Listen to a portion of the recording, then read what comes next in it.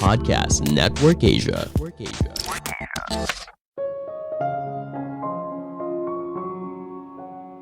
Dalam kondisi yang terancam, kita bisa melakukan sesuatu yang ada di luar kebiasaan. Halo semuanya, nama saya Michael. Selamat datang di podcast saya, Sikutu Buku. Kali ini saya akan bahas buku Why We Snap karya Douglas Fields. Sebelum kita mulai, buat kalian yang mau support podcast ini agar terus berkarya, caranya gampang banget. Kalian cukup klik follow.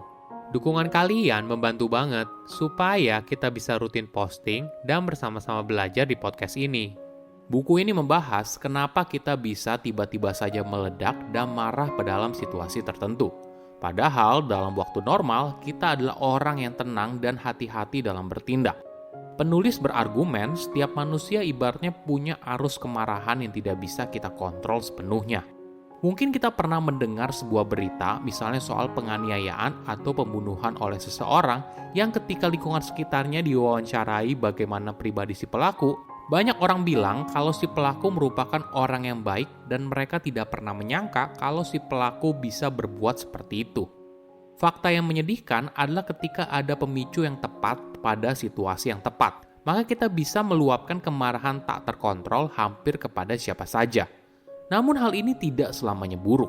Arus spontan yang sama juga bisa mendorong kita untuk melakukan sebuah tindakan spontan dalam menolong orang lain. Misalnya seseorang yang tiba-tiba saja berenang demi menyelamatkan orang lain yang sedang tenggelam. Saya merangkumnya menjadi 3 hal penting dari buku ini. Pertama, kenapa kita bisa tiba-tiba saja marah besar? Setiap orang pasti pernah marah. Kita mungkin pernah ngomel ketika jalan kita diserobot oleh pengendara lain, atau kesal ketika tetangga berisik di malam hari.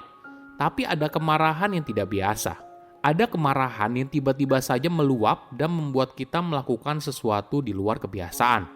Penulis bercerita saat dirinya dan anak perempuannya pergi ke Barcelona.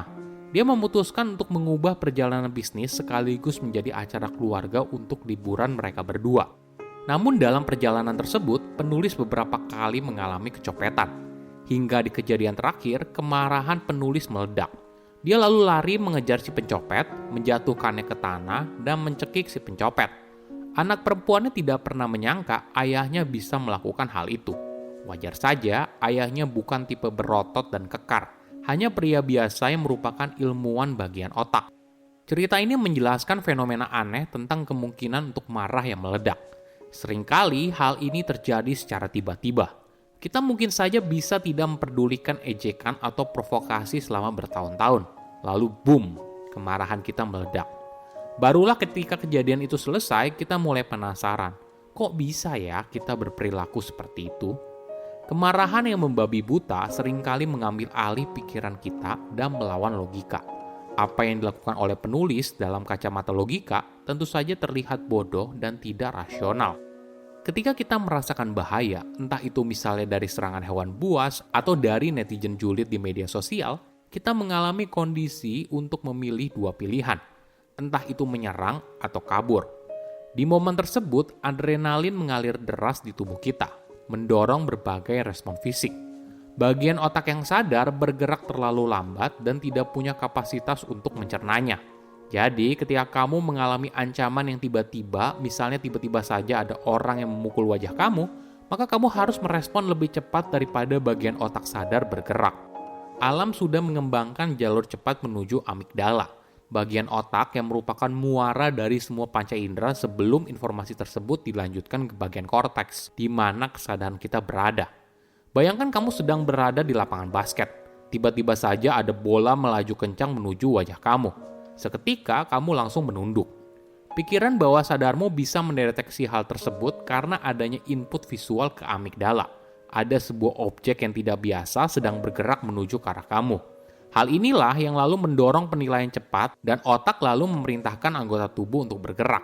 Di momen itu, kamu bisa saja berhenti melihat tanganmu seperti sebuah tangan. Tapi bisa saja kamu menganggap sebuah tangan sebagai senjata yang bisa digunakan untuk melindungi kamu dari bahaya.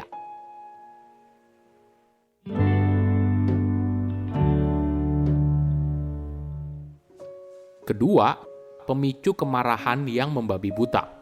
Jika kita tahu bagaimana kemarahan yang meledak bekerja, maka kita bisa mengantisipasi hal ini.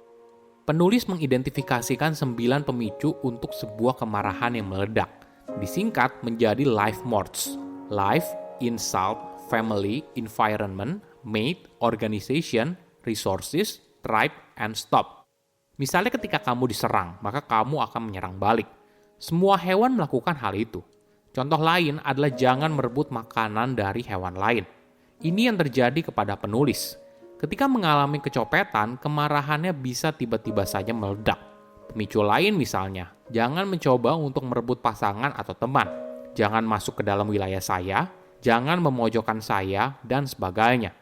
Semua pemicu ini mengingatkan sebuah kebenaran yang tidak bisa kita hindari. Ada sebuah kisah yang membekas bagi penulis dari seseorang bernama Ray Young, seorang lansia yang tinggal di wilayah yang sama dengan penulis. Suatu hari, Ray sedang mengantri di kantor pos. Ketika menunggu giliran, tiba-tiba saja ada seseorang yang memotong antrian. Hal berikutnya yang terjadi sungguh di luar dugaan. Ray mengeluarkan pisau dan mulai menusuk orang itu dengan sadis. Penulis selalu mengikuti banyak pengadilan Ray dan ini merupakan kejadian yang tidak biasa. Ray tidak punya rekam jejak penganiaya seseorang sepanjang hidupnya. Dia juga tidak punya catatan kriminal. Kemarahan Ray yang membabi buta karena saat itu dia sedang melindungi sesuatu yang penting bagi manusia, yaitu keteraturan dalam masyarakat. Si korban melanggar aturan, dia memotong antrian. Tentu saja respon setiap orang pasti berbeda. Tidak semua orang yang diserobot orang lain langsung tiba-tiba marah dan mulai menusuk orang lain dengan benda tajam. Penulis menjelaskan, jika kamu dibesarkan dalam lingkungan dengan tingkat kriminalitas yang tinggi, mungkin saja kamu mudah meledak-ledak dan perubahan ini bisa terlihat dalam otak.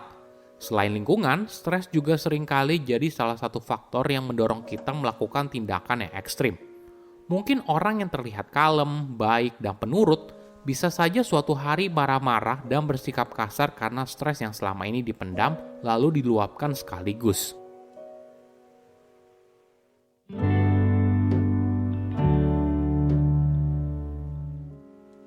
Ketiga, kemarahan yang berakhir positif. Kemarahan tidak selalu berakhir negatif. Sejarah panjang perubahan didorong oleh emosi yang kuat seperti kemarahan. Dan hal ini mendorong banyak orang untuk turun ke jalan melakukan unjuk rasa memperjuangkan keadilan. Ada kisah dari Mohamed Bouazizi yang merupakan seorang pedagang kecil di Tunisia. Pada tahun 2010, dia mengalami kejadian tidak mengenakan dengan polisi. Menurut beberapa orang, seorang polisi menyita timbangan yang digunakan oleh Bouazizi untuk menjual barangnya. Yang lain bilang kalau polisi melarang Bouazizi untuk membuka lapaknya. Beberapa ada yang bilang kalau Bouazizi ditampar dan dipukul oleh polisi. Kejadian ini membuat dia kesal dan berusaha untuk protes ke kantor pemerintah. Namun ketika sampai di sana, dirinya justru tidak diperbolehkan masuk.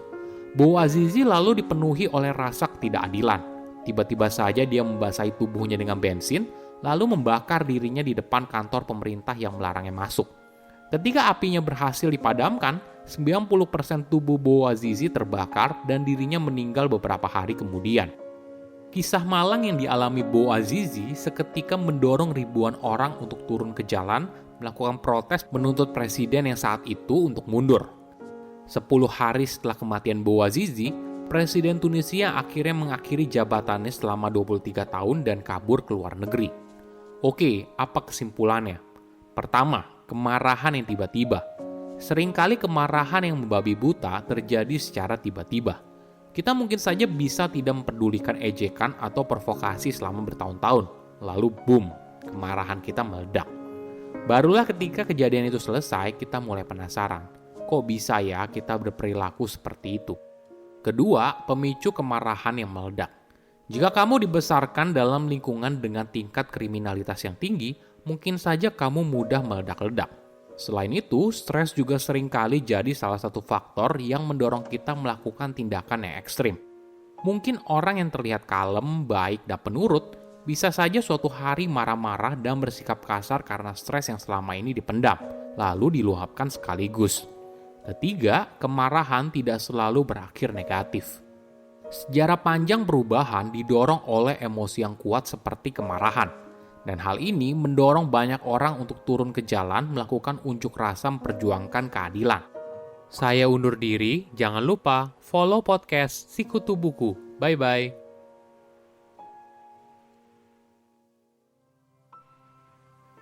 Pandangan dan opini yang disampaikan oleh kreator podcast, host, dan tamu tidak mencerminkan kebijakan resmi dan bagian dari podcast Network Asia. Setiap konten yang disampaikan mereka di dalam podcast adalah opini mereka sendiri dan tidak bermaksud untuk merugikan agama, grup etnik, perkumpulan, organisasi, perusahaan, perorangan, atau siapapun dan apapun.